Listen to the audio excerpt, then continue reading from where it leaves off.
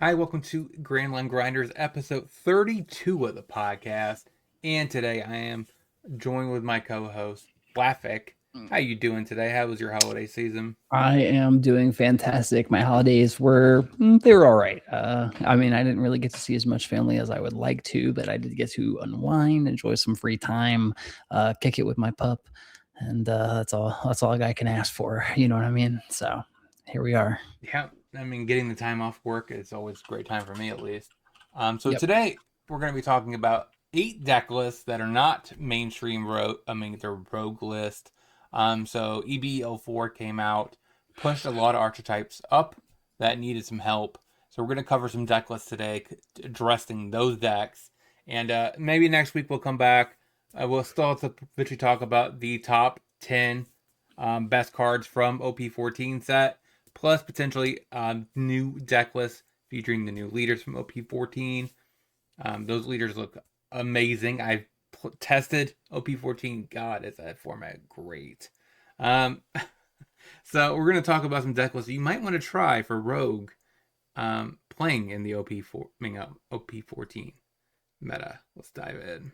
So first of all, this deck is not something I built. This is the deck that got first place in a Chins 1Z Cup. So Crocodile got some pieces, which is very interesting because Laker Croc, I feel like a lot of people like this Crocodile. But Dude, he's a super fun leader. One of my homies, one of my closest friends, actually. It's his favorite deck, honestly. And I don't know. I wouldn't go so as far to say it's my favorite, but I haven't played it with the new stuff, right? Like we don't have. I don't think we've seen it with the new Rayleigh. I don't think we've seen it with the 9-cost Boa yet. There's a lot of stuff going for it right now that I think is super cool to be flirting around with. I think there's just like some certain play lines that it kind of just loses to, or it maybe not loses to, but just kind of struggles into, like, the whole conceit of the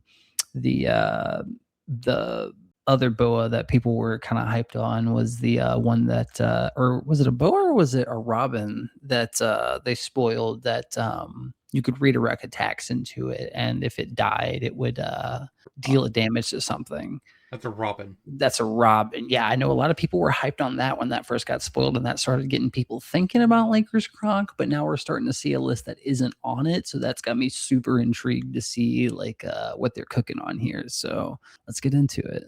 Yeah, so I've seen some people playing with that Nico Robin, like a best case scenario. It should only be like a 1 of or 2 of, just because it's not that good in the deck, because the on play doesn't really work.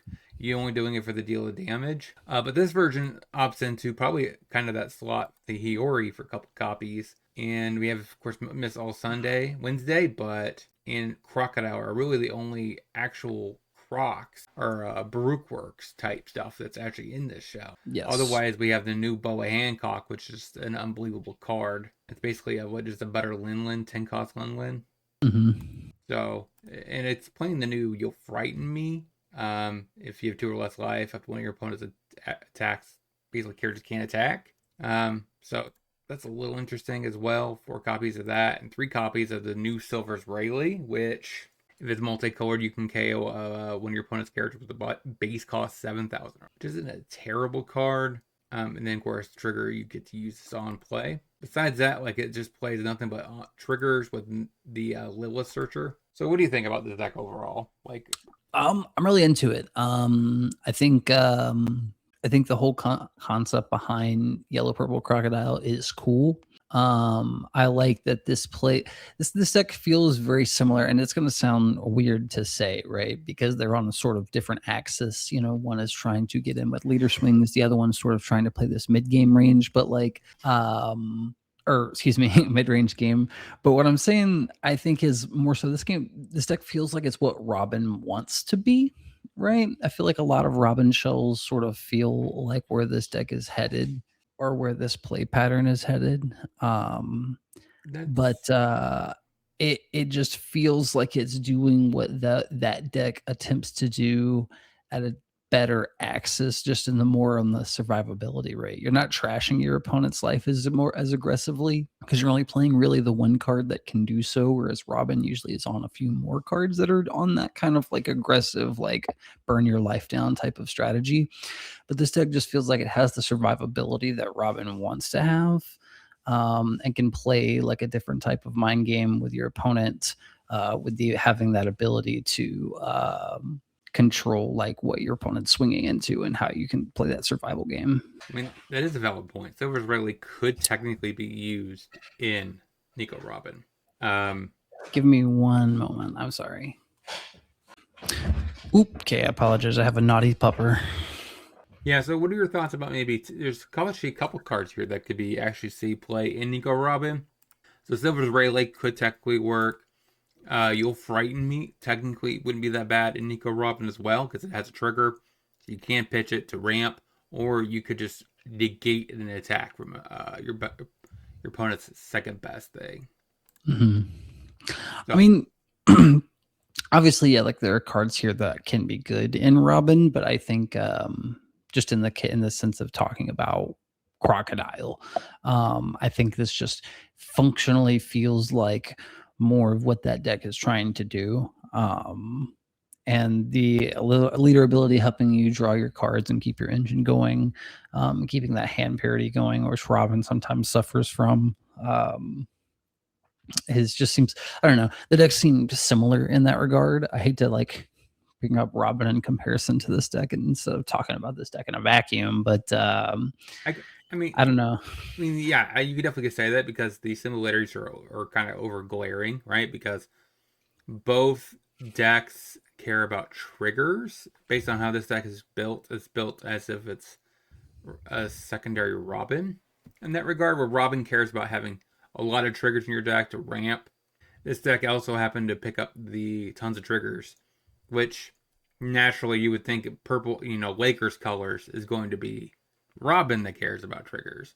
But no, they did that same design with Crocodile.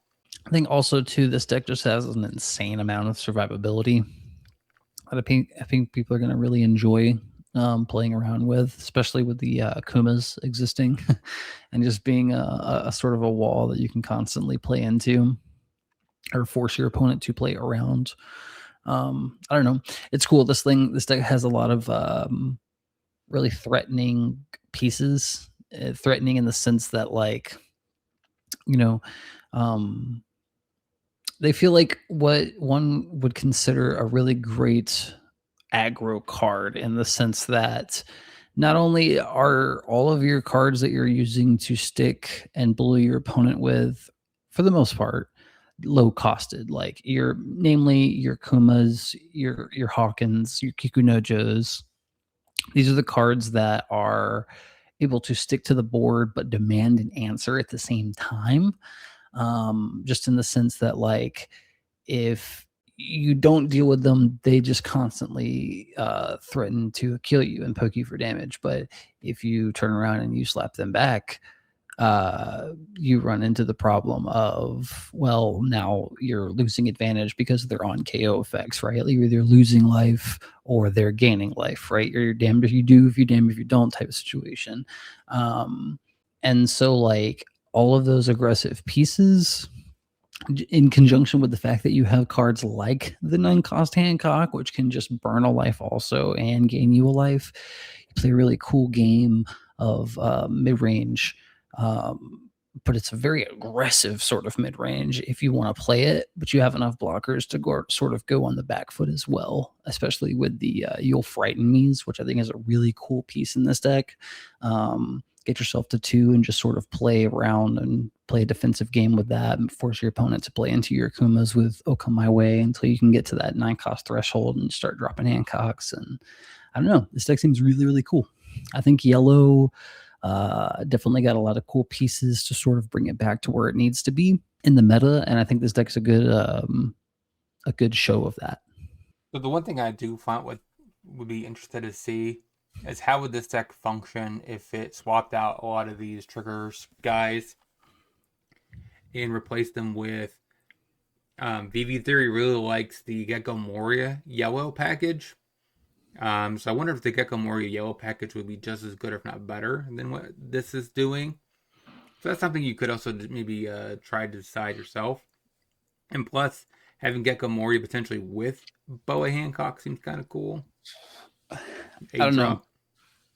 I'm not saying I hate it, but I would just say that as it stands right now, Yellow Purple Crocodile is sort of an unproven leader, right? Like he hasn't really like gotten his paces yet. And the proof is in the pudding here versus like I haven't really seen anybody pop off with the Gecko Moria package yet. Unless there's like a cited list. But like this one, you said a Shinoi's Cup, the Shinoi's Cup, yeah. But if there has been a list like that has had the success to win, I'd say yeah, like let's send it. Like I like to see the variety here. Like I said before, it's interesting. This deck isn't playing the Robin, like the one that deals the damage, right? Like people were really on, and like honestly, I'm glad. Like I'm glad we came around on not playing that card because, like you said, I think that card is a little more hyped than it is good, just in the fact that like your opponent can really play around it by not swinging at its threshold and just like making it a brick that you just played. It's like a 7K or whatever that you just invested all your Don into and don't get your on play effect for or whatever. But if it wasn't for that card, I think a lot of people wouldn't be thinking about this leader. That's for sure. So at least there's that. And Kuma. I think Kuma also put this leader back on the map a lot too.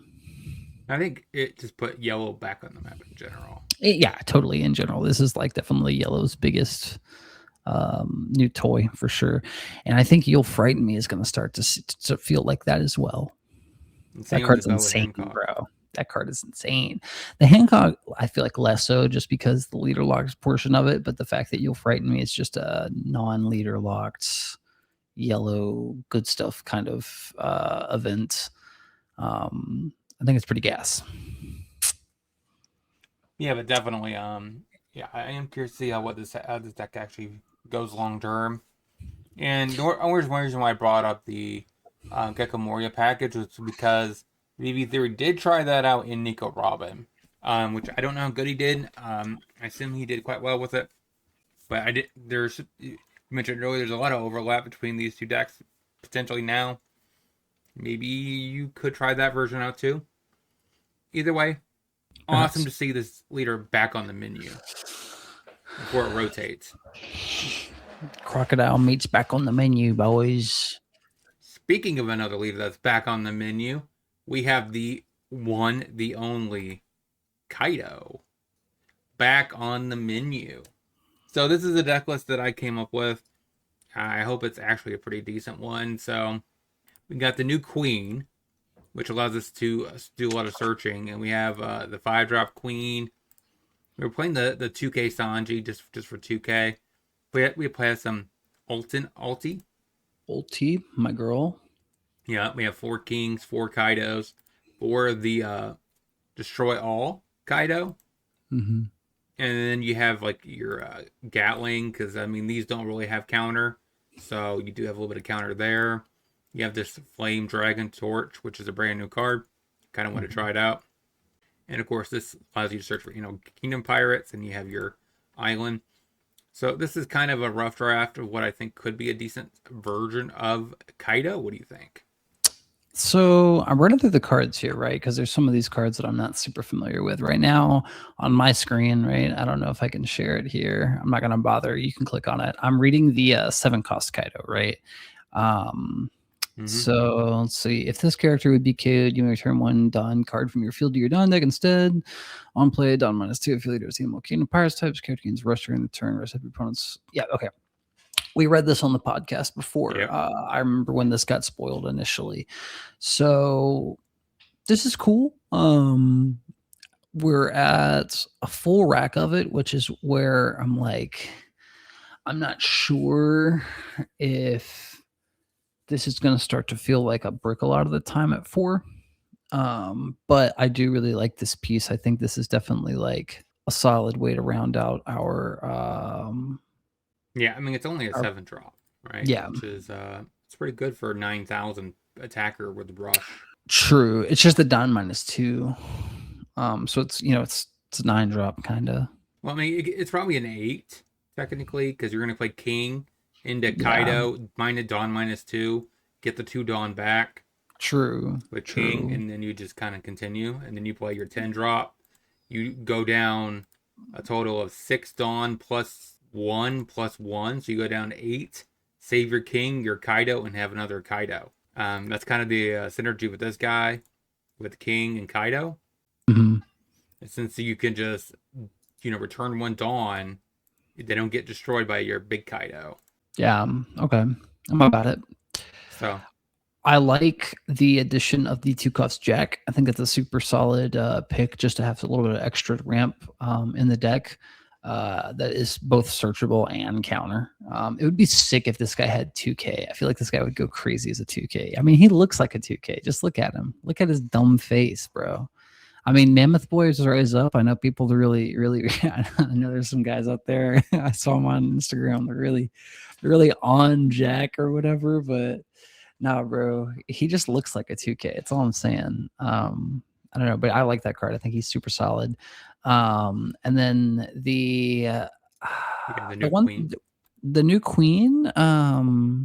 Let's see. Trash Animal Kingdom Pirates type. Draw 2 cards. That's super fucking solid. Activate main. Rest 2 your Dawn cards for the rest Animal Kingdom Pirates type.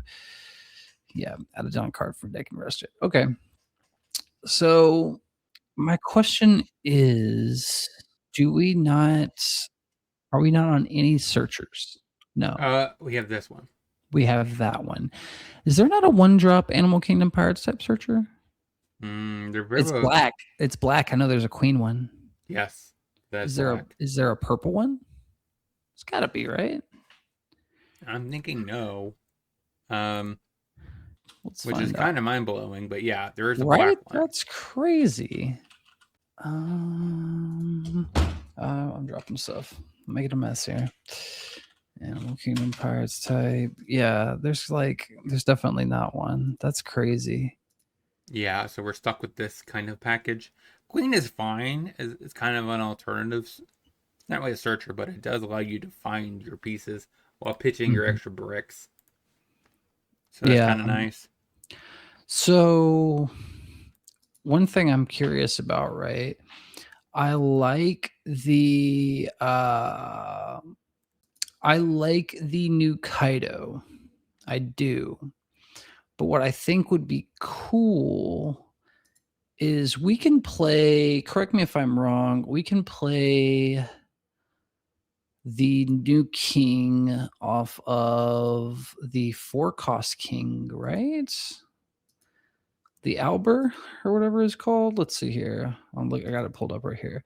Activate many charges character leaders in Kingdom Hearts. You have 10 dunkers. People hit king. 1 king with cost 7 or less from your hand. Yeah, there's that 4-cost. It's from OP08. That one. I think that would be cool with our kings here. Not that I hate the new Kaido. I like the Kaido, especially because it chains with the 10-drop Kaido, like you said, if you're playing them into each other. I'm just thinking of like extra ways to get guys out on the field because we're not playing the sort of go-to stereotypical ulti page 1 combo, the brother-sister pair that play each other. Yeah, we're just playing like we're playing this ulti instead, which I think is a way better pick. Like, don't get me wrong. But I'm just thinking of like ways to like get guys on the board like faster. Cause like you're playing like a pretty defensive line in this deck, I think. The way that we're building the deck now, which I think is also fine. Like it's very defensive. We've got a lot of blockers. We've got a decent event package to help like keep us like at a mid-range sort of thing till we get our Dawn ready to go to where we're at, where we need to be for our Black Maria chains, that thing. But like I don't know. I just feel like we could use a little bit more aggressive tempo here in this specific list. I like all the pieces. I think it's good that we're at a point now where with the Animal Kingdom Pirates, where at least with Kaido, unfortunately we don't have a new leader for it, but at least with Kaido we're at a point where it's like, oh, we've got enough cards where we're having to like be like, what are we doing on this list? You know what I mean? Instead of just being forced to play with the same Animal Kingdom Pirates cards every single time because we're like, this is all we have. I mean, honestly, this Kaido's not that bad though. Like this No, is dude, he's great, dude. I love this Kaido, dude. OPO1 cooked like all the leaders in OPO1 for the most part, and the starters, I guess. He's technically a starter leader, but come on, he's OPO1 starter. They cooked, bro. Yeah, definitely.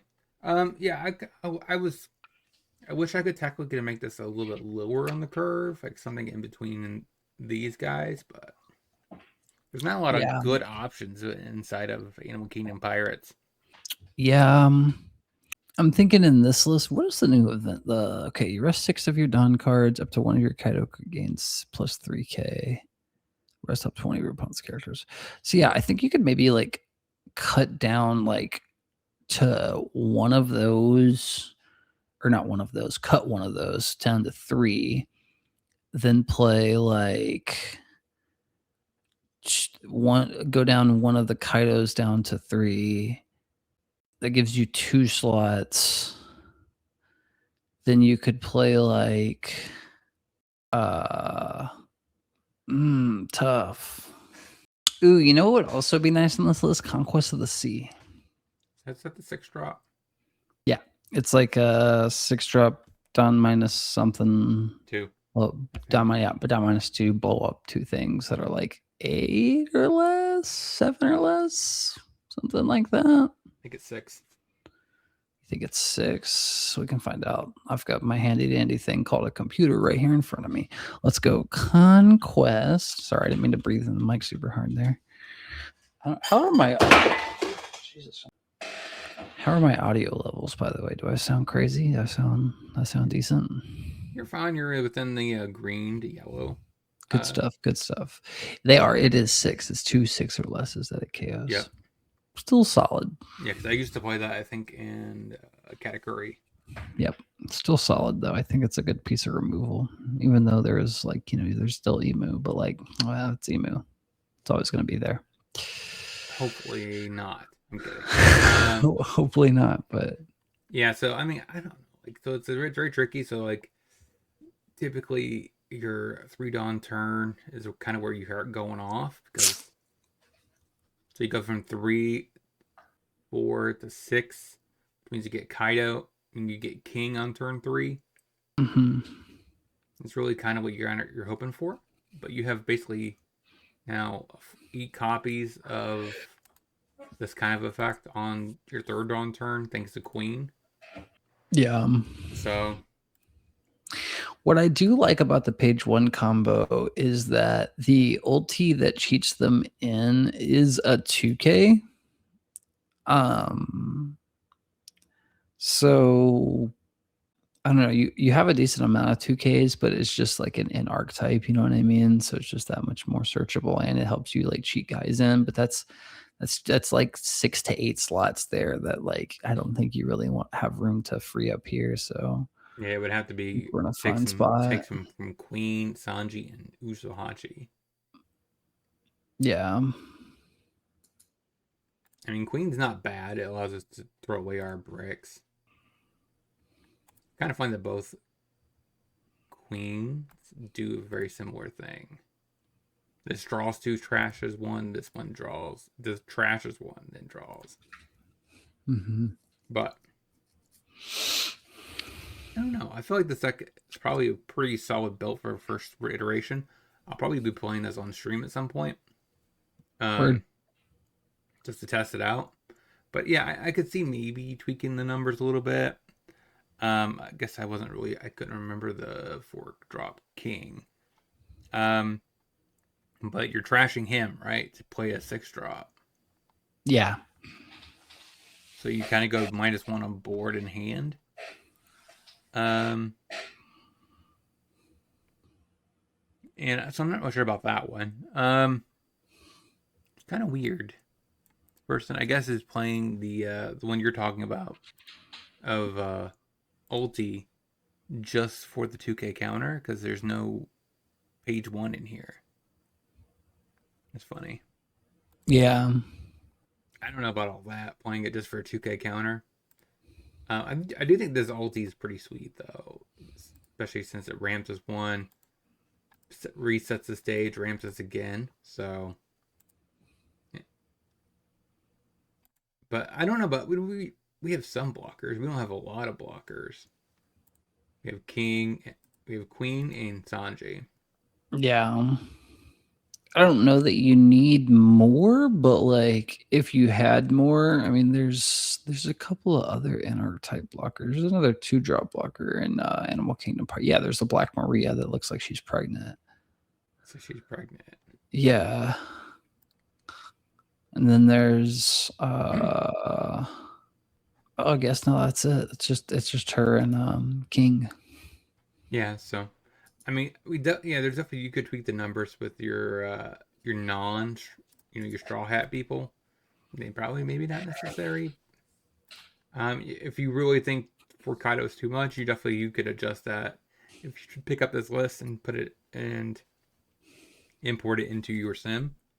But you have anything else to say about this leader before we get into the other 6 of them? Yeah, no, let's send it. All right, so next is King. I mean, Kid. My bad, Kid. So Kid got some brand new cards with 7-drop Kid. Also, 3-drop Kazumu. So, which is basically killer. So this one allows us basically as a blocker, which allows basically the pudding effect. If you -1 Dawn, you get to get it back, rest. So, and then we have Killer, which technically searches for this card because it's not technically named Killer, so that's kind of nice. Mm-hmm. So the only Killer in the deck is just this one, which allows us to restand our Kid. So the goal here is to try to get to 7, swing for this, then you activate this, trash it, cheat down a Killer, untap your Kid, swing for 9. So you go 7 and then 9 in a single term with additional AK swing. So it's not too bad. Mm-hmm. Plus you have Punk Rotten, which also allows you to, I think it gains 5,000 power. So you go from 7 to 9. So you should be able to Punk Rotten and kind of combo off a little bit there. So what do you think about Kid? I like this list a lot. I've never really messed around with Kid a lot. I've played against it a couple of times. I think the leader is super interesting. I don't know, out of these leaders, out of this bunch, RPLF will always be my favorite, but I think this leader is cool just in the fact that it is a 5 life leader that has two colors, but the new blocker Kamazo killer whatever card is insane. Like the ramp is totally sick. And I think like is cool. I don't know if it's enough to put it back on the map, but then the new 7-drop is also interesting, being able to like, go back. Ideally, you're going back into your killer to restand, but like you can also go for like a wall of blockers with the other Kid. That's also going to net you some of your Dawn back from your later ability to make yourself a 7. So there's lots of cool stuff going on here. I think it's cool that we're seeing some of these like older leaders come back. The Rayleigh is nice. Just is like, I don't know, it's like Sanji's big brother kind of. It's kind of where we're at with Rayleigh in this list functionally. It sucks that like they're not searchable, but like I don't know, so much stuff in this deck is that like I don't know. I think we're fine. It would be cool maybe to see Garps in this list. But aside, yeah, Monkey D. Garp, the searcher. That one that's only the one that's restricted to Luffy, Sabo, and Ace. Is it restricted to Luffy, Sabo, and Ace? I thought it was just red. No. The other thing I thought about right now, what do you think about cutting the relays and then putting in Goldie Roger. Oh, it is. It is. Okay. I for real never realized that Garp was locked to those three. That's crazy. Talking about cutting Rayleigh for what now? Goldie Roger, a drop. The So H Roger? Yeah. So it comes down and makes it a 7K lead. Then the attack is actually a 9, and then you could restand it. Or no, yeah. So like it could technically do some work there. No, yeah, that's cool. Yeah, I think that might be better, honestly. Like it's nice to have the Rayleigh there just to have an extra way to kill things and go over them. But I mean the Sanji kind of is there to do that too, so yeah. 6, 1, half a dozen, right? Like I just thought about that. That could be an interesting line. So if you want to do 4 Rogers, you could technically play this the turn before, you ramp there, you go to Roger the next turn. It becomes a 7K lead. You swing for 8. This now becomes, you swing for this. Now it's a +2/+2, so it's 9. mm-hmm. And then you get to sack this, put a killer down. Then you swing for 11 with the kid. Yeah, because I mean, like you don't need like an insane amount of ramp, and like the new Kamazo is already kind of giving you access to most of the ramp that you're going to want to see anyway. Yeah, I think so like that is the ramp. They literally are replacing their Dawn then minus. Yeah, like you could go down on Rayleigh. Like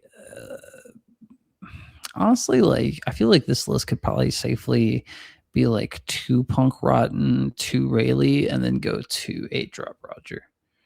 Maybe 3 8 Drop Roger if you want to cut something else for it too. Yeah, I think that I thought that could be a nice include. But I'm not sure if it's actually. I mean, plus it makes your leader a 7K on defense, which could help you for sure. I just thought this would be a very fun leader to talk about, even though I don't think this leader got enough tools. Maybe they'll give us something more in the future, but they really just don't support Kid all that much. I will say the Roger here feels like sort of a win more, but it's nice to have. That could be valid. I mean, this one here could be not win more because you're tapping down, resting a blocker to get in there for that lethal, so it's not really win more in that situation. Yeah, like I feel like Roger is good if you can play it, but also Roger like needs to have like big bodies to complement it, whereas like your biggest body is a 9K, so it's like well, yeah, we wouldn't even have the 9K, right? Because it would be cutting this for the Roger. So you wouldn't have you be your biggest body would be an 8K and this 113K. Yeah. So like I think the 8 Drop Roger is a better spot. So I think you could probably cut the 10 Roger, you could cut a Punk Rotten, and you could cut a Rayleigh, and then go 3 8 Drop Rogers. And that's something you could do. I mean, yeah, definitely this deck I don't think plays a lot of ramp, which is a good point. It's not really a purple deck. It's kind of more like a red deck. It's a very aggressive like red deck. I mean, before Dawn investments, you're on average swinging 7 to 9 multiple times. Yeah, and then you have Wire, which is a little interesting. You don't really see too much of Kid's pirates actually showing up besides Killer and Kid, but it's nice to be able to see one of those two show up here. There's no Heat though, but I don't think Heat has a lot of cards, sadly. No. But that would be a nice include if you're interested in trying out Kid. This could be a good starting point for you as well. Like I said, we're featuring both of the new cards. You have anything else to say about this deck before we move on? No, like I said, I don't have a lot of experience on it, so nothing a lot to say about it, but it's cool that it's got new stuff. All right, next is the only Foxy. So Foxy, on the other hand, got a few new cards. It got his first Searcher, Go Us for Porsche. And Porsche doesn't even restrict her from finding 3-drop Porsche. So that's nice. And then, of course, we have Foxy, 4 copies of the new 8-drop Foxy, and 3 copies of 10-drop Doflamingo. Just because it makes so much sense in the deck, being able to basically prevent 3 characters from actually being able to can't be rested works very well with the synergy with Foxy's what he's trying to do. So and plus it's a nice beat stick at the end. Oh yes. So I love that choice. So I think this actually is a pretty decent list if you're wanting to play some Foxy. What do you think? I'm super excited. I've got my Foxy AA leader. He's ready to go. I've got all my Foxy pieces that I had put together, but like never like actually finished building the deck for.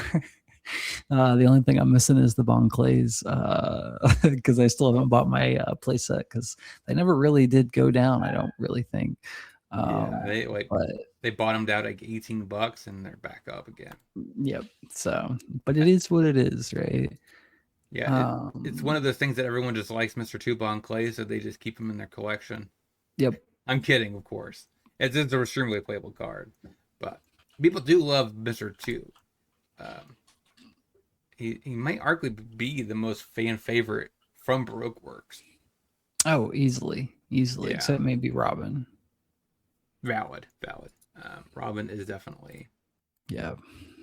Old Bon Clay is still like $30. Which is crazy, bro. So what do you think about this leader? So what's nice about this is you could probably chain Doflamingos back to back because you have your 7-drop which ramps you once per turn. You have your 8-drop that ramps you once per turn. So it's probably very likely that you play one of these two into the 10 and then you just -3, ramp 1 back, get your 2 Dawn back from next turn active. I feel like I don't know. We've got a lot of options going with our new pieces, especially with the 8-drop Foxy. Just being able to keep refreshing our hands and keep us like with a consistent I don't know. I lost my train of thought. Sorry. I didn't mean to remain up. I feel bad. But no, you're like okay. If you with the new Foxy, it's just an extra beat stick. It's another Foxy Pirates card.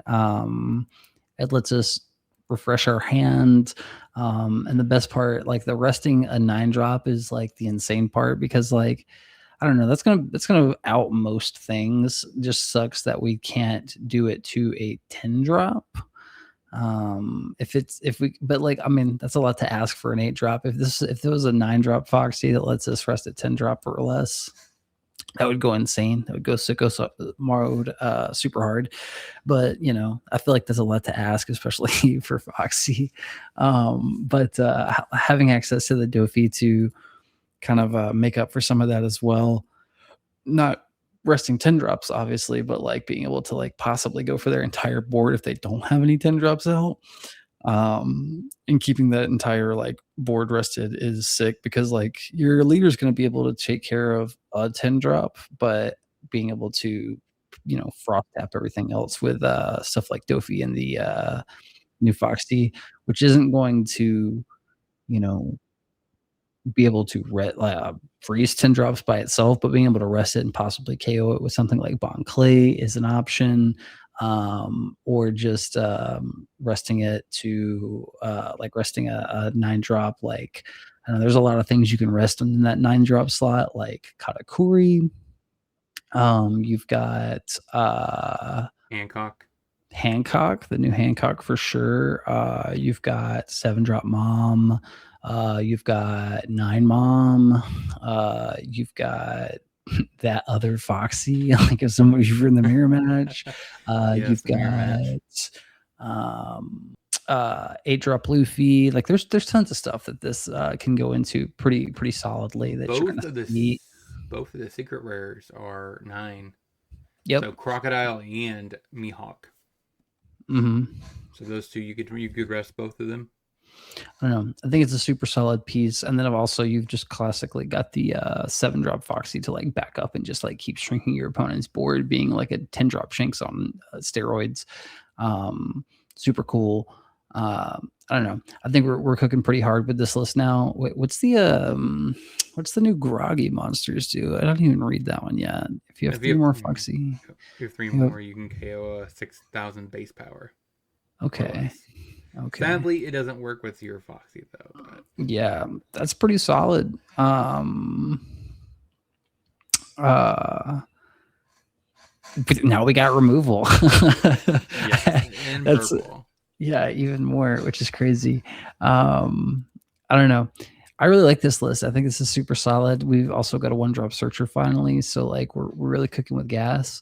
Um, let's see. Can Portia go into Portia? She sure Yes. can. How about that? That's precious. So we're even better off now. We can go Portia and Chopper and getting done. Like it's gonna be crazy. There's gonna be some crazy lines with this, especially with having the Portia. If you have that Portia and any other Foxy Pirate type card in your hand, plus the 3-drop Portia on your 4-Don turn, you're gonna have your leader ability set up turn 2 going second. Yeah, this is gonna be kind of crazy. Yeah, it's super solid. Yeah, I'm really excited about this leader. This is probably my most highly anticipated of all of these. I'm excited to get into this one. So as soon as we get the cards ready to go on the sim, I'm probably going to record this one immediately, live stream it, and get that up there for the beginning of this year. So you get Foxy immediately. Of course, we have another deck that's highly speculated on. We're going to talk about that one in just a minute. Let's see if anything else you want to talk about more about Foxy. I'm good on the Foxy. I'm excited. We need a stage. It's about time that we got the sexy Foxy as a stage, and that's the one thing this deck is missing. It just needs a cool little stage that does something fancy. Yes, maybe they'll give us another Foxy leader. Ooh. And give us some more. Put them as a set instead of an EB set. I don't know. No, see, hear me out. The next wave of starter decks this upcoming summer, Foxy, purple Foxy. That could work. Plus you get a very base looking artwork. Yeah, so I like that. Yeah. All right, what's next? Carrot.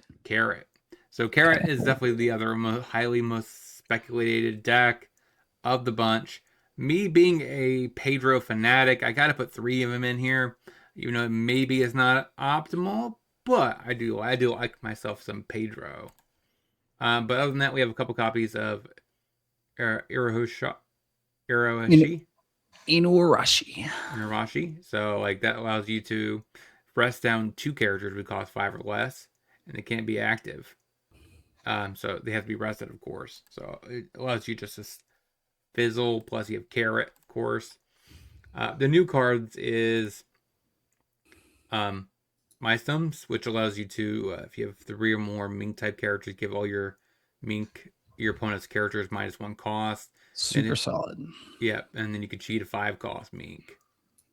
With this, plus you get the Carrot, which allows you to restand 2 of your Minks and your leader for 8 Dawn, which is pretty nice. And of course, we have 4 copies of Law and Beppo because it's just so good. Such a good 10-drop. And then, yeah, I have 1 Electrica Luna just for the flavor. So you definitely could trim this for something else. I mean, I just couldn't think of anything else I wanted to run in this deck. So I just put an Electrica Luna in. Yep. No, I think it's super solid. I fuck with this leader a lot. I think she's definitely one of the biggest winners of the new set for sure. Especially with the Mystoms. I think Mystoms in particular turns the deck on a lot. I mean, the Carrot is cool. The Carrot's cool. It's nice to be able to like have some power plays with extending our turns and getting some more advantage out of our characters, especially with things like restanding 5-cost Carrot. I don't know. Being able to go Mystoms into Carrot, insane. Being able to go Mystoms into Inuarashi, insane even more. Being able to go Mystoms even into Beppo, right? Like Beppo is the one piece in the deck that I'm just like, this is like definitely a flex spot just because it is a brick, but it's searchable. It's a Minx. And it's a 7K, right? It's a 7K that like you're going to be able to cheat in 9 times out of 10 if you're playing it. Otherwise, it's, it's something you can devote 5 Dawn to or pitch something. I mean, is there anything in the deck that requires a pitch? Not really. Yeah. I don't know. Yeah, that's the one card in the deck that I'm kind of iffy on, right? Because like I just don't know that it does enough for being a brick. But if you're playing it for free off Mystoms, it's pretty good. Yeah, I mean, so it will be a 6. You get this 5, and then you get to restand your Elaclaw,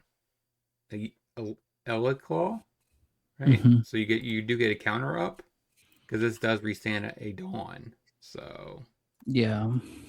now you definitely could put this to 3 and maybe up him to 3, but I'm not sure if you would prefer this one or not. So I mean, this definitely is the highest power among a 5-drop though. So like it does do a pretty good job, especially in conjunction with the new carrot, because I mean, it doesn't require any Dawn to put into this Beppo to make it a good attacker. So Mm. I mean, 6K is not bad for most case scenarios, since except for attacking into a Roger, which Beppo doesn't care about Roger, because it just chips at it. Yeah. So I mean, I think one card I think would be interesting in this list, just as like to have as a compliment, would be our it's the blocker, the Nekomamushi blocker, the 3-cost one. It's a 3-cost 4K blocker. It's got some like crazy sick art. Just because like we don't have, outside of the Pedro, we don't have a lot of blocker support, which like not saying that we need it and necessarily, but like just having some blockers is always nice. There's also the 2-cost carrot blocker too. yeah. But doesn't carrot kind of act as a pseudo blocker? Sort of. Because you're attacking with it and you're basically freezing something for a turn. Yeah. So in a way, it's kind of like a blocker, True. Yeah. but I just guess more that's offensive. I'm thinking of it. Yeah, so I mean, and we have plenty of 2Ks, it looks like. We have Milky, we have Tashigi, we have Carrot. I noticed also we're not on any of the EB03 carrot.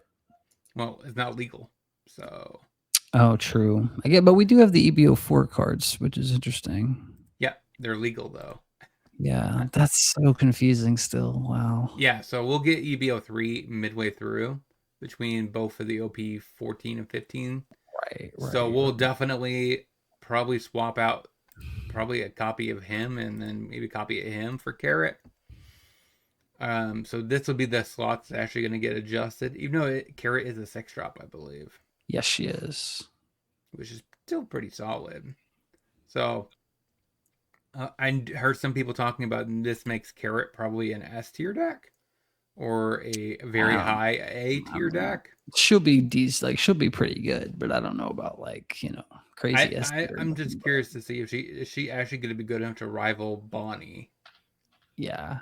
I think she'll be more favored than Bonnie for sure, just because people like Carrot more, I think, and the deck just seems more fun and you get to do more stuff with it. I was talking about for strength. Like, is it actually strong enough to be better than Bonnie? I mean, sure. Yeah, that's more what I was thinking. I think so. I think it can run that. The only thing is just, I don't know. It has the ability to rest a bunch of things, whereas Bonnie's really only resting one thing, maybe 2 or 3 things in a turn. Whereas this deck can rest like your whole board. Yeah, I mean, I would much rather face Carrot than Bonnie any day of the week. Oh, for sure, for sure. Oh, Bonnie is just horrible card design. My one thing about Bonnie though is just that you get to choose sort of how you play into Bonnie, whereas Carrot, like, she's gonna pick what she's rests. Yep, she'll pick it, rest it, and then just swing right into it. Yep. So is what it is. But that's all I got to say about this one. This deck is cool. I think it's got a lot of cool pieces going, just like the other decks. It's just, I don't know. I don't know if it's going to have as much sauce as it needs to like run with the big dogs, but I think it's definitely going to be like in that like A- B+ tier. We still got 3 more decks to talk about though. This is true. Next is Shirahoshi. So she got the brand new scaled Neptunian. I love this card. This card is cracked. And Bird Neptunian. So these are both commons. So this deck, I've recently started a series where I play $30 decks. I'm probably going to feature Shirahoshi there, depending on if this card is cheap enough. Hody Jones, the other one. I don't know if I'll be able to feature Hody Jones because that's going to be about $14 of the $30 budget. But then again, the rest of these cards are like a quarter. So what are you going to do with that? Yeah, for sure. Yeah, so like I'm actually kind of excited to maybe try this leader again inside of that requirements. I mean, I've already recorded 3 of them: Roger, Zorro, and I'm drawing a blank. You got it. But yeah, so I already recorded 3 of them, so I was kind of happy about that. But Word. yeah, what do you think about this deck? I don't know. I've never actually played Shirahoshi. I've played against it plenty of times. I think the leader is like it's one of those leaders that can attack, so it's always doing something interesting. A lot of people hate on those types of leaders. A lot of people are like sort of like meh on those ones. I think they're cool. I think the leaders that have that type of restriction are fun. Specifically things like Vegapunk, Red Blue VV. I think there's like a lot of cool stuff going on with the and same thing going on with this one, right? It has that cool little axis of that restriction that it has to play into. And with the new Megalo, insane piece for this deck, it lets it play on a little bit more of an aggressive tent than it used to be able to. And then the Skilled Neptunian also, in a way, in that same aggressive tent, just having that rush on characters, which is a new keyword, which is sick. Which it's not a new effect. We've seen it on plenty of things, but it's now being keyworded, which is nice. So that we'll be able to see it across a more vivid range of effects and stuff like that. But this is also like an insane piece of draw power for the deck, which is another thing that it needed, because it's not something that can really like afford to play things like You Can Be My Samurai, because it doesn't want to be resting its characters. It wants to be resting your characters, and keeping them rested, and it can't really afford to be resting its characters and not swinging with them or keeping them up for defensive purposes because your leader can't attack. So this sort of kind of helps even your curve out and kind of even your like game plan out, which is nice, and keep your hand parity up with your opponent. The Jinbei, also just a super solid card. That card's actually like insane, and like, the fact that it's leader locked is what keeps it from being like a lot of people's radar. But I remember the first time that got played against me, I was like, what does that do? And the art is insane. Like, look at it. I mean, it's super cool. Yeah, definitely. I mean, I could have technically made a deck list for the new Jinbei. It did get some support, but only like 2 cards. So it was like, but yeah, I don't know. Like, I do think the best card is probably going to be this Bird Neptunian. Like, he's really good. Yeah, the being able to rest an 8 cost or less is just good. Full stop. And the fact that it sets a Dawn active is just like another piece of icing on top of the cake. The 5-drop 7K is a nice stat line. It pairs well with our leader ability, because we can cast it pretty evenly for the most part on our 3rd turn, which is where we want to see it. It's going to restand that Dawn for our event, which like I personally think we should probably be on 4 of. But yeah, I could see that. You could maybe cut back on the 6-drop scale Neptunian. But you don't even need to do that though. Remember, you could cast this on your 5 Dawn turn, restand the event, restand your Dawn, and then play another big body because it only needs 1 Dawn for Shirahoshi's ability. So in that regard, you're playing a 5-drop, untapping, and then you're dropping another 5-drop. So like him. So then you have a blocker up. So like that's like the big thing about this card. Yeah, I could definitely, maybe you could see a world where you increase this by 1 and decrease the ACOT and the AK Neptunian down, or something like that, for sure. We just really need a more consistent way of turning our life face down in this list, except, I mean, not in this list, but like just in this for this deck in general. Yeah, so like, we have 2, 6, and then we have 10 ways of doing that. This one turns 1 face down. She turns something face down and draw a card. And then this one You use it every single turn. You just turn it face down. I forgot that the blocker guy did it too. He does it every single turn. Yeah. So maybe not. Maybe I take that back. I don't know. Yeah, I think this list finally is in like a cool little spot. Especially also having access to Hody to just like seal the game out is fun. My only one thing about Hody is that like I don't know. I feel like Hody should probably still just be Deadman's. Deadman's it's cheaper. I might try. I might do that for the for the budget deck. And you're a 4 life leader, so it's just like I don't know. You don't want to. You want to be as conservative on your life as, or is she a 5 life? No, she's a 5 life leader. She's a 5 life leader. I'm tripping. Never mind. Yeah. She So I should be. guess She should be. All leaders that can't attack should be. yeah, They should get a bonus 1 life. yeah. They generally do, except for like stuff like Vegapunk. But yeah, no. Then I don't know. It's like, do you want another aggressive body that has rush, or do you want just an event that can protect your leader? The Hody is searchable, yes or no? What does she grab? Fishman Neptunian. Island. So yes, the Hody is searchable. No, he's not. He's not Fishman Island. Oh, he's new Fishman Pirates. So yeah, you could argue maybe he could be trimmed for another one drop event, which would work into his favor, right? Because you could untap that Dawn. True. Then you could leave up the defensive spell if you need to. So yeah, I think the Hody can probably become Dead Man's game. A dead man. And honestly, I'm gonna level with you. I think the vanilla skilled Neptunian can probably also become one of them. Could probably become a dead man's game. Like it's a 1K, but it's like also just I don't know. It's a vanilla, right? We're already playing the 6-drop 2K Bird Neptunium. Is Lord of the Coast worth more slots? Oh, are we only on 1? I'm tripping. I thought we were on more slots than this. Yeah, no, I think this is a 4 of, brother. I'm not sure because like everyone I was looking on, like looking at the people's list, like they were not on this. Like the most I've seen was 2. So I was like, I feel like this is a 4 of just because it's frost tap in anything, brother. Like I don't know.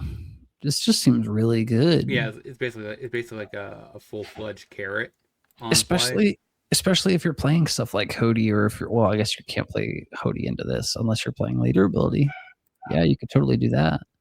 You could totally go Hody leader ability, Lord of the Coast.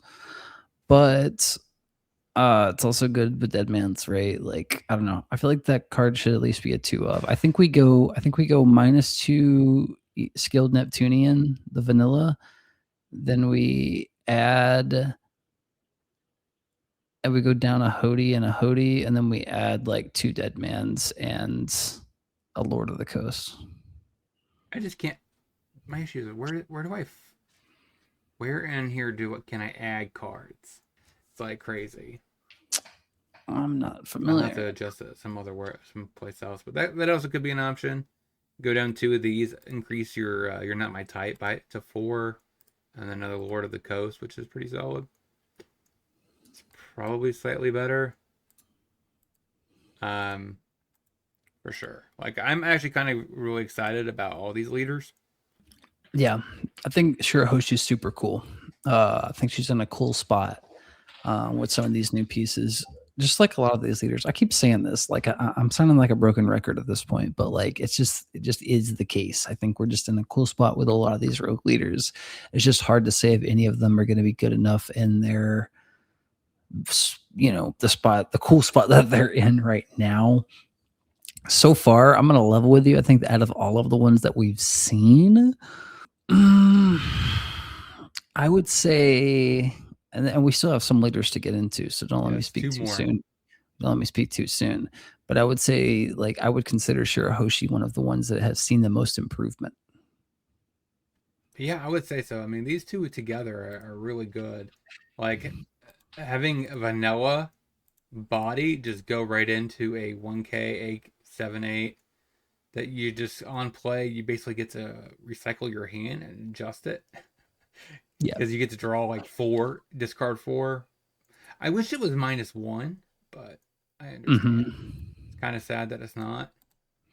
And you have a shark that you can play with your leader ability at any given time to just KO something. Yeah, and then like this Bird Neptunian is so good for a common for this deck. Like absolutely crazy. So I'm overall very excited for this. Like, yeah. sure how she needed the love.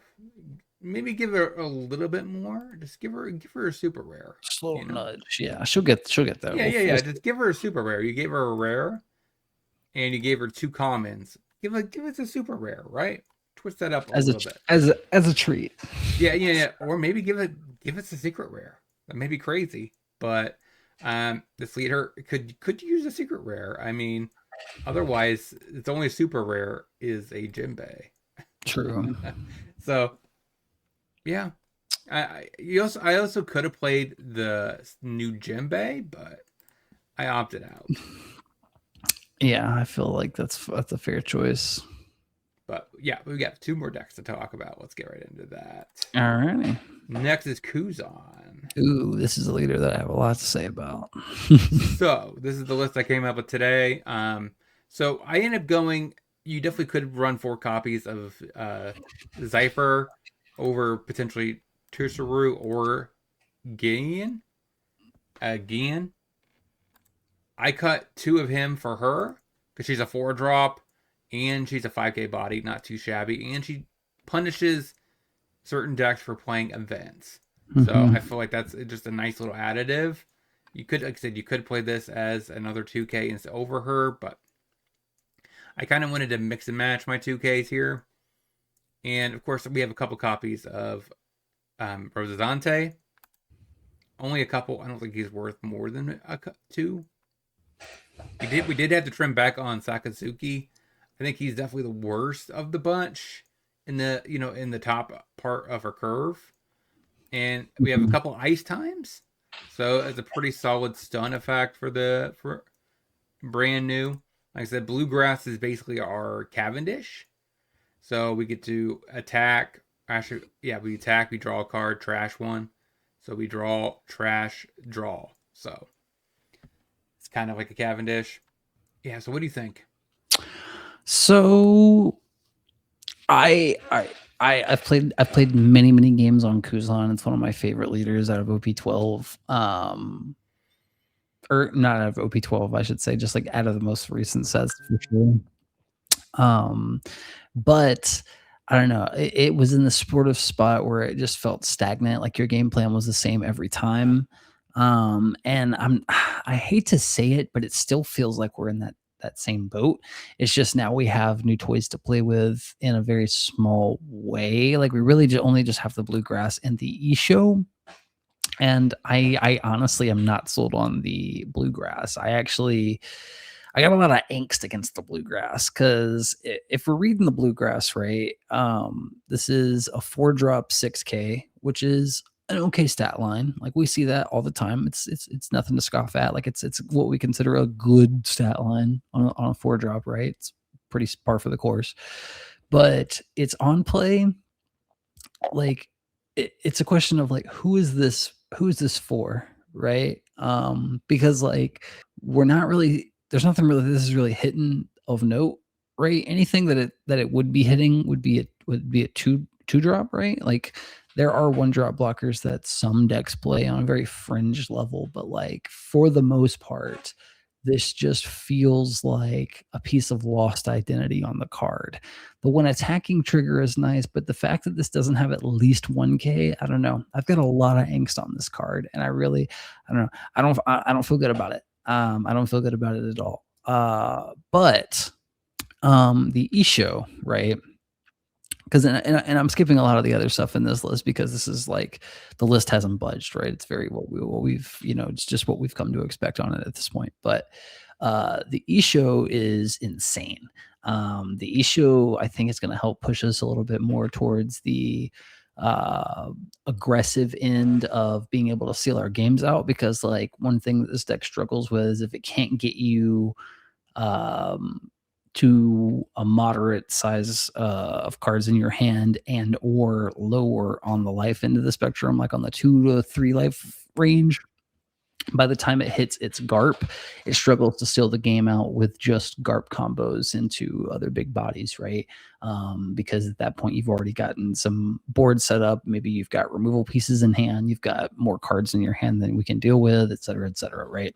But having this extra piece here to sort of push those cards out of the hand is nice. And of course, you're drawing those cards back with your leader ability. So it's another way to see cards throughout the game. But I think the most clutch part about this is that it's 5-drop, right? So we're going to be able to play this on our turn right before we go for GARP usually, right? Especially if we're going first, we're going to be able to go like 1K or 1 Don on our leader, swing for 6, play this guy, do our thing, pass, or we're going to play a searcher, or we're going to leave a Don up for ice block, whatever. I just think this is a super good card to help smooth our engine out and kind of like help keep us on tempo, right? Because there's just turns where you don't have anything to do, or you're playing multiple cards out of your hand you don't really want to be.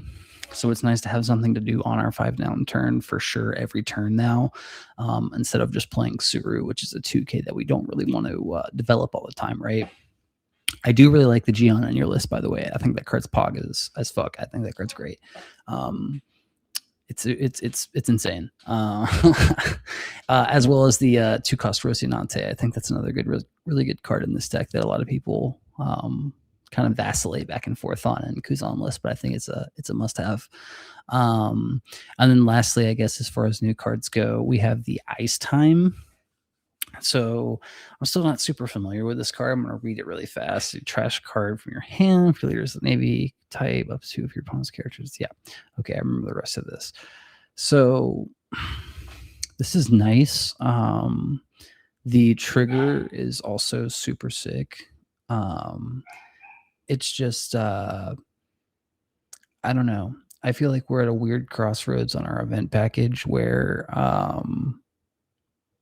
I still feel like I would rather see another Red Rock or another Gravity Blade over this card. This card does replace itself, which is nice. Well, with our leader ability, it replaces itself, but I mean, it's neutral, right? Because you trash a card, so you play this, you trash a card, and we draw 1. Okay, I guess it doesn't technically. Yeah, I guess it wouldn't replace itself. Yeah, you just get to loot away some of your bricks like bluegrass. Right. So like it's okay in that regard. Kind of makes it even kind of negs at a point, honestly. But I don't know. It's just the fact that it's set to a 10,000 power cost threshold. Like it's sort of limited in that way. Like Red Rock's not. I don't know. I think it's a nice piece to have. I think I would have rather just had another character. I think we're still going to see it played with and tested with and stuff. But I think in most scenarios, I'm going to rather play Isho on my 5-Don turn, or I'm going to like attach some Don and do some stuff with my Don over playing this card. But I don't know. Like that remains to be seen. We're gonna have to see how this deck plays out and how things go. But as it stands right now, I'm still kind of iffy on this one too. But it's better than Bluegrass. Yeah, you really don't like Bluegrass, do you? I'm disappointed in Bluegrass. I just I don't know. I feel like they did a lot of good with these with this new wave of support for a lot of these cards. It's just some of them missed the mark of like, I don't know what their identity is for.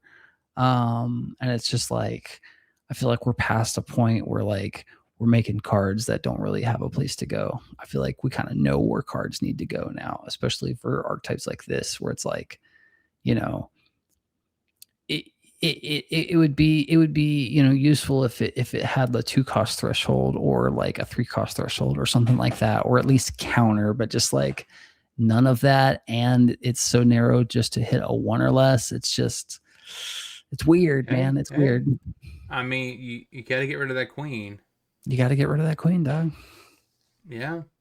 And in the mirror, you got to get rid of that Rosazante, or at least attempt to. You got to get rid of that Battle Nami. Yeah, so I mean, and against law, it has a lot of targets. True, yeah, that's fair. So I mean, there's decks that are based around one drop. There's nothing to scuff at. I mean, most of the time we'll just get rid of a searcher, and you'll be okay with that. Yeah, but I don't know. I feel like we can get more mileage out of that card, but they just didn't want to squeeze too much out of it, which is fair. It's a common. Yeah, it's not bad for a common. Yeah. But anyway, I mean, do you have anything else to say about it? I mean, I feel like we're still like, you know, like I said, we're in a pretty like static place with this list. It's just, we've just got some new toys to play with. We've cut things like Cavendish like we used to see. Yeah, there's your Cavendish though. Yep, that's our Cavendish. We've cut. What else did you cut here? I'm trying to think. So we trim back on this, like set. Yeah. I don't know. Like you definitely could. Like we trim back on a Sakazuki. I mean, you could up this back up. I don't know if you need 4 copies of Sakazuki though. Like, yeah, I think for me in this list, like I think I would totally play this list and just let it rock. But if I were to make any changes to it personally, I think I would just cut the bluegrasses for a 4th Sakazuki and either a 3rd rock or a 2nd tiger. But otherwise, I think, like you said, like this list is. Or you could play another more ciphers just to have more 2Ks if you really wanted more 2Ks. Yeah. I mean, yeah, we are pretty heavy on the event package now, but 4 of them are counter, so 6-1. I mean, but actually, looking at this list, 2Ks is not that bad, right? You have 4 now here. You got a shitload. You have 4, so it's 8, 10, 12 2Ks. About a parity, I think, with other decks. Yeah, for the most part. So I mean, it's not like it's. We do play a lot of bricks, though, which is why I was thinking this deck would be struggling because this is a brick, that's a brick, this is a brick. We're not really playing blockers either, so that's another thing to consider. Yeah, so you could technically trim to swap this out for Kuzan, or Borsalino. Borsalino is an option. I think I also like Marco. Yeah, I mean, I'm actually wondering. I can't remember why they cut Borsalino or draw Borsalino for, but I haven't seen it in the list in a long time. Yeah, that's all I got on this list. No, you don't want to touch the Borsalino, huh? No, yeah, I don't know. I never really played it a lot in any of my lists. Once Marco came out. Oh, you're talking about the brick Marco that draws 2 on KO. Yeah, I kind of started like leaning towards that just because it drew cards. But I don't know. The Borsalino is nice because it is searchable and it does have counter, and it's got some protection on it, which is cool. But and it's not $18. And it's not $18. That's also nice about it. For now, right? Because it's probably higher than that. We still have one more deck to talk about. All right, let's get into what deck do you think it is? I have it pulled up, so I'm cheating. Okay. Well, it's Sanji. So let's go. Yeah. Sanji got a couple of new cards. So I put a couple copies of the new 2-drop Pudding Blocker in, where you could trash a card from hand. If you have 4 events in your trash, you get to give plus 2K counter to something. So you could technically exchange your events for 2K counter, protecting your Sanji, which might actually give a 3K boost because that might have been your 5th new event. So this is insane. This pudding is like single-handedly insane and puts this deck like way on the map. Like we've already talked about this new list a lot, right? Like I feel like we've been hitting blue purple Sanji a lot in the last couple of weeks, but like it finally, I feel like, got that piece where it's like, out of all of these decks, this is the one that Kuma is upset. I'm sorry if you can hear him barking, but we're finally at that point where like out of all these decks, this is the one that feels like it has the potential to be S tier. Like this one has the potential to go to the moon, I think, for real. Just because it has so much to do and to like keep its hand moving. It's got tons of options for removal. It's got tons of searching. It's got protection out the wazoo. It's got pieces that once it finds them and it sticks them, they don't go away whatsoever, and they just exponentially get larger. I mean, there's lots and lots of stuff for this deck to like really stretch out the game with. It's just the only thing this deck plays hard on is like, it is a 4-life leader, and like you finally have enough blockers. So like we just sealed that in, and we have counters to like filter our events now. We've got event counter. We've got blockers that get bigger. We've got the new terracotta that we'll let our Sanjis just get through every time. I mean, like it finally has enough pieces that really feels cohesive. And like the one thing that feels weird about it is that it just doesn't have a boss monster. Really off the top of my head, but it doesn't really need a boss monster, right? Because like once it hits that like, Sanji piece that it needs to see, which you're gonna find because you have searchers out the wazoo, like it's only gonna keep getting bigger and keep getting bigger and keep getting bigger. And then you have the Reijus there to help protect your life. You have other blockers like the Vinsmoke Sanji. You've got the pudding blocker. There's just, I don't know, this deck's got a lot of gas to work with now. Yeah, and it's definitely, I mean, the other thing in consideration here is this is only here temporarily. Because once EB03 comes out, then you get the new 5-drop Reiju, which allows you to basically just copy a red rock from your. I completely forgot about that because that's still not out yet. Yeah, that's coming out the month it's like a month after this drop. So yeah, so the 5-drop Reiju is going to come out, and then you basically replace this with it. And maybe, I don't even know, maybe you don't need a full playset of this Searcher Pudding. I think our 2-drop pudding is a 4-of. I just couldn't find any room for her. Like, I like this Sanji in the deck because if playing 3 stealth blacks, you can technically just cheat it down as a nice solid body. Honestly, a lot of the time I think Sanji's probably better than Reiju as a solid blocker. Yeah. And plus it's the 2K counter that you could 2K to protect your Sanji, then play stealth black, get it out of your trash, and block with it. And loop that if you want to. So I really like this as a 3 copies. So I'm not sure what else you could trim. Yeah. Out of this deck, like it's just so good. Like there's very little room. You could go down on the Luffy's the man who will come king of the pirates, just because you have the new EB04 searcher. Yeah, lady, or the sound of a lady teardrops. Yeah, you could cut some of that, but otherwise, I mean. But this thing gets anything. Yeah, that does get anything.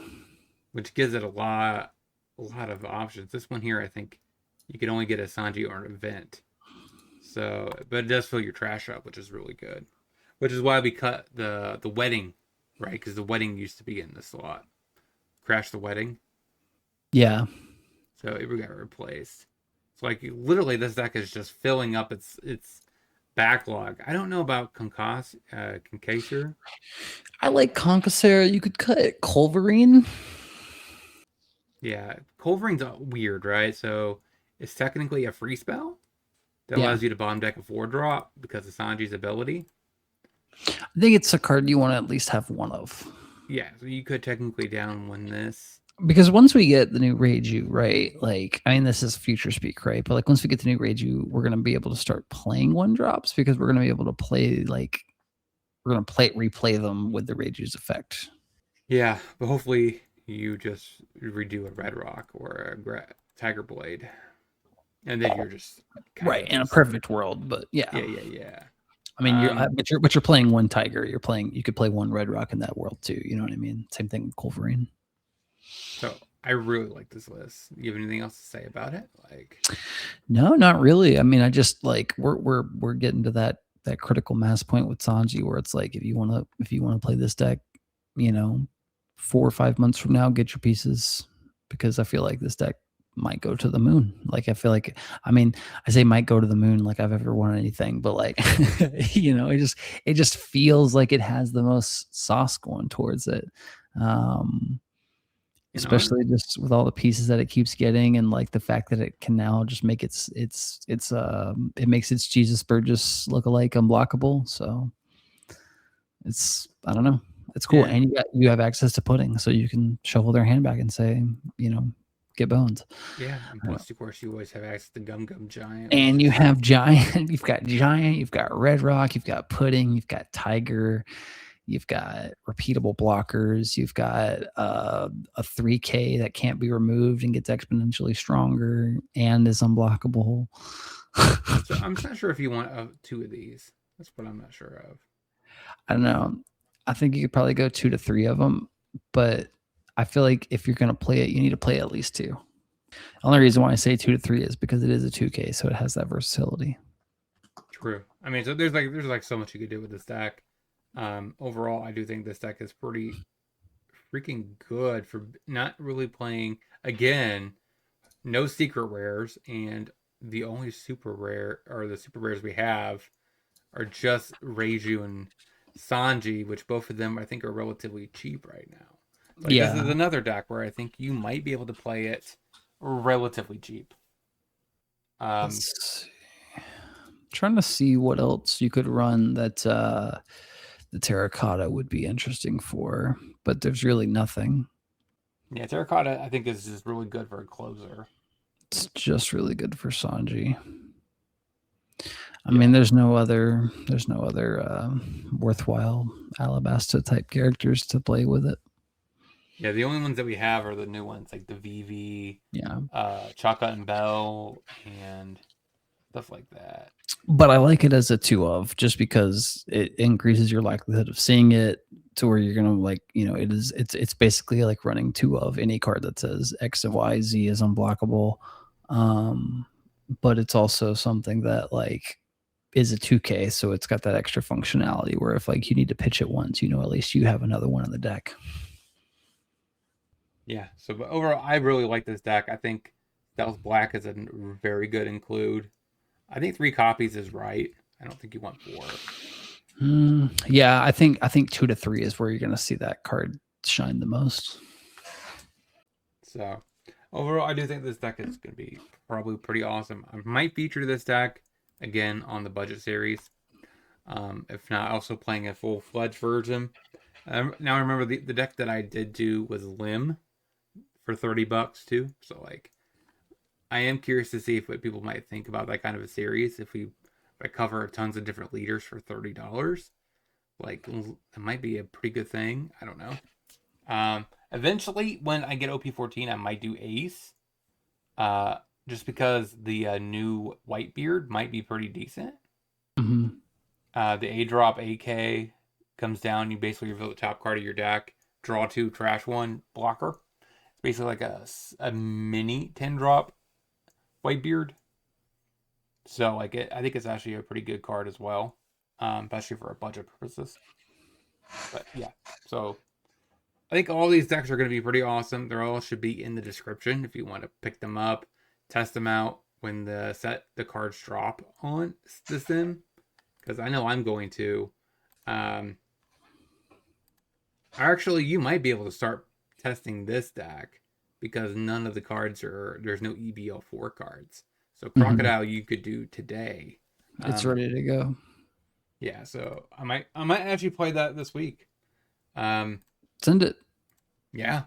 But I'm curious to see what you guys think about these lists. Comment down below on that before we head into the closing thoughts or closing section.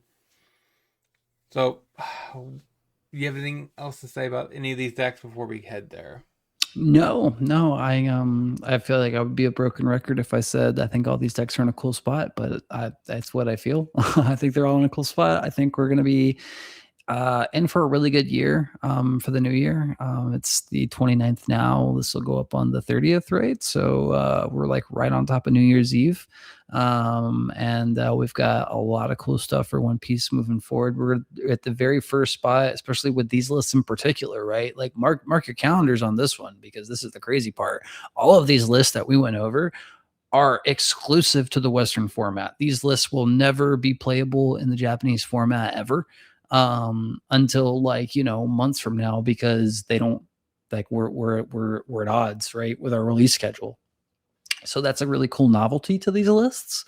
In addition to the fact that they're just like really unique and coming off the heels of, excuse me, burping, coming off the heels of this like 13 meta where everybody's been kind of like boohoo on the whole like triangle meta, like which would like, already seems like we're kind of getting away from with OP14, as far as the Eastern stuff goes and a lot of the Western testing that's been going on so far. A lot of people like, we're pretty up on some of the new leaders. So the format's getting diversified again. And with all of these new unique things coming into it, new set coming out, we're going to be getting spoilers for 15 coming soon. We're going to be seeing the first Brook, the first Frankie, possibly. Like, we're getting a new NL. Like, I don't know. It's going to be a crazy place to be for One Piece as a whole. So like, I think it's really exciting to be seeing some of these lists and be testing them and being, able to do so in an environment knowing that like we're the only people who get to do this. Like the East isn't they don't get to do this like we do. So that's cool. I agree. I like the fact that we're getting a different meta than the East. But then again, like I said, either way, I would still be extremely ecstatic. This new format, I've been playing in the East now because I don't want to play in the West right now, which, I mean, you can't really get mad at me for that. I mean, Totally. I've played almost all the leaders from the next set, and man, are they fun. Law is a little bit, I think, He's weird. off. He's off a little bit. He needs a little bit more support. He's definitely not at the caliber of every other leader in that set.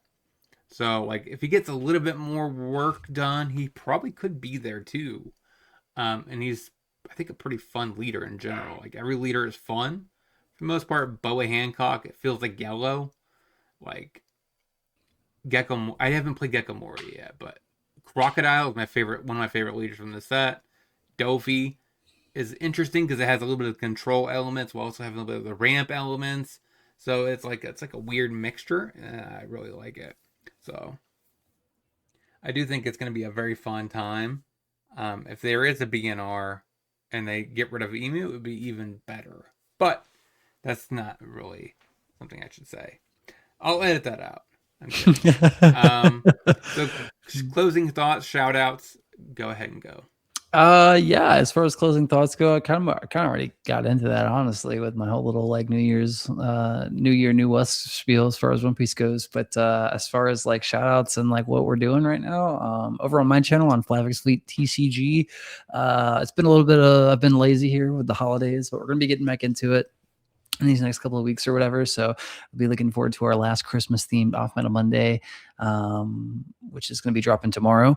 We're playing the original Red Green Law from OP01, which is really hard to play, honestly. I had a lot of fun playing it, but it's super hard. So you'll get to see how that went for me and a couple of games that I played on the sim. But then I'm introducing a new format to the community that I've been like working on, which isn't like maybe it's not like a new format. I hesitate to say new format, right? Because like I didn't invent this, right? Like this is something that has, I've seen in other games, and I'm like, this would be cool to try in One Piece. So I'm making a video about it to sort of introduce everybody to it. So we'll have that to look forward to in the next couple of weeks. But other than that, we're just hanging out, playing lots of Rivals of Aether 2, and going to work and playing One Piece and enjoying OP14. Yeah, so for me, like I've been now pulling back on my One Piece as much because I was going hardcore 6 episodes a week, sometimes more than that. It's like 2 in one day, just because I was trying to get all the leaders all the way up to OP13 done, which I did. And now I'm going back and revisiting some of the leaders that were handpicked, requested. So I've already redid Whitebeard. That was somebody really wanted Whitebeard. I already redid Iceberg, because that was a banger of a video. People wanted to watch Iceberg, so that I did that one already. I'm gonna go back and keep looking at what videos you guys really like to watch, and revisiting them based off of course, likes and how much views they got. So I'm gonna go through them. Like I said, also I'm starting with the budget series, and I'm thinking about doing another series. I'm not sure what yet, but I'm curious to see what you guys think. And of course, before you head out that door for this podcast, smash that like button and subscribe. Let's get up to 500 subs by the end of the year, which I guess is possible because this is the last podcast of the year. So the odds of us getting, 300 subs in one episode, do it. Let's get there. Let's get there. If you don't sub for me, sub for Flaffic. Okay, just do it. I have a cute dog, and I make videos sometimes. Yeah, I do. And that's all we got for today. Next week, we'll either talk about OP14 deck list, which is, I guess, it's kind of weird because a lot of them are already decided based off the East meta, because really no EB04 cards are targeted for the new leaders. Mm-hmm. Or we will talk about the top 10 cards from OP14 potentially, and that way you know what cards to buy immediately from OP14. And we'll talk to you guys next time.